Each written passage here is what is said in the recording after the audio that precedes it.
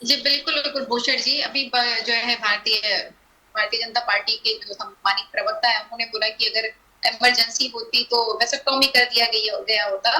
तो पहली बात तो वेस्टकॉमी तो इन्होंने सबके जुबान की कर रखी हुई है, आप बोल ही नहीं सकते। आप पत्रकार हो, छात्र हो, किसान हो, नौजवान हो, महिला हो, आपका वेस्टकॉमी का रखा हुआ है, बोलने की आपको आजादी नहीं दे रखी है। और दूसरी बात, ऐसी कौन सी जो है इमरजेंसी नहीं है जो ये कहता हो कि अगर आप जो है नमाज पढ़ते हैं और अपने छत के ऊपर नमाज पढ़ते हैं तो भी नहीं पढ़ सकते हैं आप, क्योंकि इनको सरकार को चिंता है इस बात की कि आप अपने ऐसे आप रोज छत पे जाते हैं। आप धार्मिक उन्माद की बात कर रही हैं पूजा जी?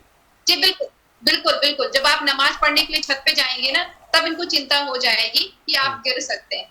ये जो है, अभी किसानों की बात कर रहे थे ये, तो किसानों की किसकी कहाँ कितनी दूर हुई, कितनी हो गई अमरदीप जी? किसानों जो हमसे बार बार प्रश्न पूछा जाता है कि जो हमने आगरा एक्सप्रेस वे बनाया तो हमने किसानों को मुआवजा बढ़ा करके दिया, इन्होंने नहीं दिया ना। इन्होंने जो पुराने सर्कल रेट पे जाकर के उनको पैसे दिए, उसके बाद में सर्कल रेट जब बढ़ा तो अपने जो है सगे संबंधियों को जो है बेच डाले जमीन। आपको भी पता होगा कि अयोध्या की जमीन अरुणाचल प्रदेश के मुख्यमंत्री के बेटों ने खरीद रखी हुई है। और जो क्या कहेंगे अमरदीप जी? में गई हुई है वो तो दिख ही रहा। कुलभूषण जी देखिए, पूजा जी सुन लीजिए, उत्तर प्रदेश में जहां पर भी सड़कें बनी है, जहां पर किसानों की जमीन आई है, सब किसानों को मुआवजा देने का भरपूर कार्य किया भारतीय जनता पार्टी की सरकार ने। और सुन लीजिए, आपने जो अभी कहा कि छत के ऊपर में, सुन लीजिए, छत के ऊपर जो आपने कहा कि नमाज नहीं पढ़ सकते हैं, उत्तर प्रदेश के अंदर अखिलेश यादव की सरकार 12 से 17 दिन की मंदिर के घंटे उतरवा दिए गए थे। अखिलेश यादव के सरकार में मंदिर के घंटे उतरवा दिए गए थे। आपको पता होना चाहिए, शुक्रवार के दिन अगर मस्जिद में नमाज होती थी, पुलिस वाले जाके मंदिर के घंटे को पकड़ के खड़ा रहते थे। वो लोकतंत्र की हत्या है, अखिलेश यादव लोकतंत्र की हत्या कर रहे हैं। ये सब बड़े, ये लोग झूठ आपको बोलते हो लज्जा भी नहीं आती है, कहीं दिखा अरे झूठ नहीं, सच है पूजा मिश्रा जी, ये सच है।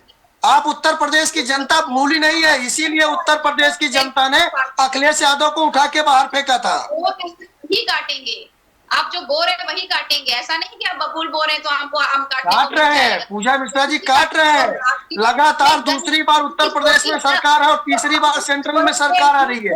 जो हम बोल रहे हैं काट वही रहे हैं, और तीसरी बार भी उत्तर प्रदेश में सरकार बनाने जा रहे हैं। आपको ले जाकर के बहुत परेशान करने वाले, जो जैसे आपको तो पता हो कुलभूषण जी, येदियुरप्पा जी इनसे अलग होकर के चुनाव लड़ते हैं, तुरंत ईडी सीबीआई उनके पीछे पड़ जाती है, और जैसे फिर से एनडीए में वापस चले आते हैं वो बाइज्जत बरी। अब हेमंत बिस्वा शर्मा 2015 में इनकी पार्टी ज्वाइन कर लेते हैं। आज तक ईडी ने सीबीआई को 2015 में सौंपा था केस, आज तक उनको एक बार भी पूछने के बात करने के नहीं बुलाया गया हुआ। आप सोचिए, हमारे देश में कहा जाता है कि सभी धर्म सभी समाज एक बराबर, सबको इक्वालिटी दी जाती है, इक्विटी दी जाती है। हमारे उत्तर प्रदेश के मुख्यमंत्री यशस्वी माननीय मुख्यमंत्री कहते हैं कि जो है, जो अगर आप एक हिंदू अगर एक मुस्लिम जो है 100 हिंदू के बीच में तो सेफ है, और अगर वहीं पे 50 हिंदू 100 मुस्लिमों के बीच में तो सेफ नहीं है। जिस प्रदेश का मुख्यमंत्री ही एक जो है धर्म के लोगों को टारगेट करता हो, वहां पे कौन सा लोकतंत्र है, वहां पे कौन सी इमरजेंसी नहीं है? यहाँ पे तो खुले जी अमरजीत जी, जवाब ले लीजिए जरा, पूजा जी जवाब ले लेते हैं जी। कुलभूषण जी, 2012 से 17 तक जिस अखिलेश यादव जो उत्तर प्रदेश के सीएम थे, उस समय 790 दंगे हुए थे हिंदू मुस्लिम के, और 790 दंगे में अखिलेश यादव ने सिर्फ जालीदार टोपी के लोगों का समर्थन किया था, उनको गोदी में बैठाने का कार्य किया था। सलूजा साहब की तरफ चलते हैं, थोड़ा सा समय, सलूजा साहब को समय कम मिला, माफी चाहूंगा। ठीक है पूजा जी आता हूँ, सलूजा जी जो है, सलूजा जी ठीक है, कर रहे थे। अरे अब तो और दो लोग भी हैं, जरा उनसे जान लेते हैं जी। पूजा जी मैं आता हूँ 2 सेकंड के लिए। अमरदीप जी 1 मिनट जरा सलूजा साहब को भी बोल लेने दीजिए जी। सलूजा जी नहीं करते हैं भाजपा सरकार में, आपको पता हो। पूजा जी आप ही के सहयोगी हैं, रुक बोल लेने दीजिए जी। देखिए, इतनी बेहतरीन चर्चा चल रही थी कि बड़ा आनंद आ रहा था, एक अच्छा पैनल है, लेकिन अमरदीप जी का जो डीएनए है आखिरी में जो है हिंदू मुसलमान और सारी चीजें झूठ पे आधारित जो इनका है वो उससे आ गया। बात उस पर नहीं करेंगे कि अमेरिका ने कल एक एडवाइजरी जारी की है कि भारत में महिलाएं जो फॉरेन के अकेले न जाए, जो जाएंगी तो अपने रिस्क पे जाएंगी। अपने उन्होंने अधिकारियों को मूल दिया कि आप बिल्कुल ना जाए। भारत की स्थिति यहाँ पहुंचा है भारत 11 साल में यहाँ तक। इस पे अगर इनको कोई भूल ना हो, अभी ये कह रहे थे कि ब्रजमूत्रा सदन ने मुझे माफी मांगी, मुझे माफी तो आपको माननी नहीं चाहिए। अमरदीप जी, प्रज्वल रमन्ना के लिए मोदी जी ने कहा था एक एक वोट मोदी को जाएगा, जिसका करीब 1000 वीडियो निकला हुआ है, जिन महिलाओं के खिलाफ इसने वीडियो बनाया है। और रह गई ब्रजमूत्रा सदन सिंह को क्लीन चिट इसलिए मिली है कि जो जांच का जो चार्जशीट थी, चार्जशीट पे एफआईआर लगा दी गई है। ओनली जिनको आप कह रहे हैं कि मैं गुमराह हूं क्यों कह रहे हैं, उन्होंने दोबारा रिव्यू के लिए डाला है कोर्ट में कि हमारी जांच सही नहीं हुई है, हमें सुना नहीं गया है। आप कहाँ हैं? उसकी ये 4 तारीख को डेट लगी हुई है पटियाला हाई कोर्ट जो है दिल्ली में। इसीलिए कहते हैं कि भारतीय जनता पार्टी के लोग पढ़ लिख के नहीं आते, चूंकि मंदिर मस्जिद इसी पे आके आखिर टिक जाते हैं। आखिर आप क्यों ऐसा करते हैं? क्यों करते हैं त्रिपाठी जी? आप बताएं। बड़ा सवाल सलूजा जी बोल रहे हैं जी। सर जी सुन लीजिए, अब हमारी बात भी सुन लीजिए, बड़ी विनम्रता के साथ आपको बता रहे हैं, सुन लीजिए। चुप तो रहिए, हमें बोलिए। आप नोटबंदी पे बात नहीं करते हैं कि हमारी नोटबंदी सफल हो गई, आप जीएसटी पे बात नहीं करते कि हमारी जीएसटी सफल हो गई।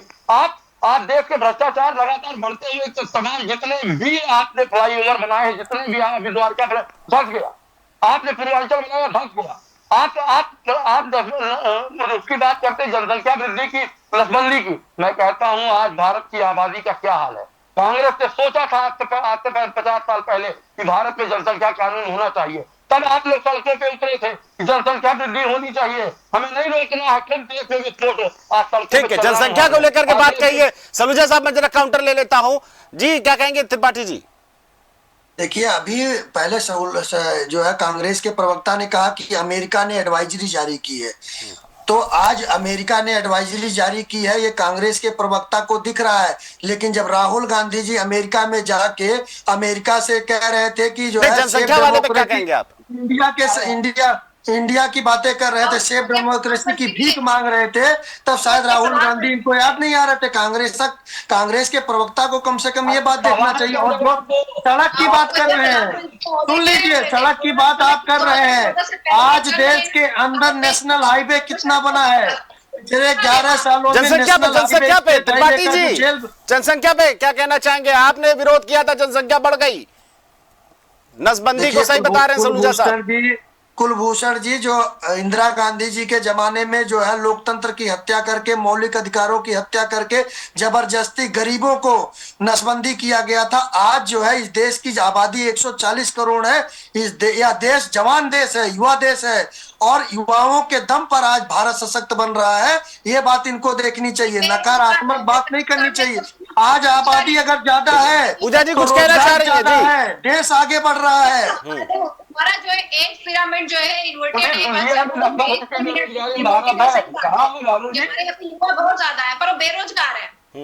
बेरोजगार इतने बेरोजगार हैं कि इजराइल में भेजा जाता है बिल्कुल पूरा देश को जो है जाहिर करके वहाँ युद्ध हो रहा है, तो उसके हालात पता है, उसके बावजूद भी उनको पूरा भेजा जाता है कि आप जाइए, बाहर जाइए। उसके बाद में फिर ये भी फिर भी थपथपाई जाती है फुटकी की, अरे बाहर जा रहे हैं बच्चे। देश में अब करीब 45 अरे जो स्किल लोग है, जो जवान हमारा युवा है, वो विदेश में जा रहा है, अमेरिका जा रहा है, इजराइल जा रहा है, सारे कंट्री में जा रहे हैं। युवा आत्महत्या कर रहा है। आप ये दूर को जाते, उत्तर प्रदेश चले जाइए, 2022 से आपने पीजीटी का एग्जाम नहीं करा। चलिए ठीक है, जरा नीरज जी से प्रश्न ले